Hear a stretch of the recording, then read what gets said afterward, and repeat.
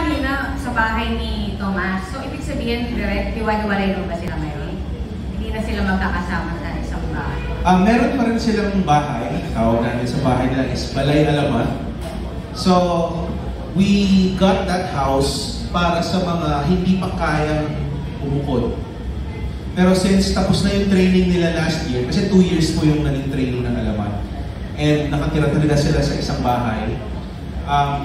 Pero after yung training nila, allowed na sila na bumukod if they want or if they think na kaya na nila.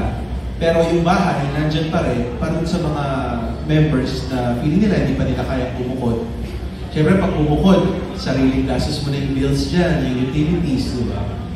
So, ayan, andyan pa rin yung bahay, pero sino ba nakahiwalay ngayon? Tomas na, Alas. Yan, sila dalawa lang. Then yung apat na andyan pa rin.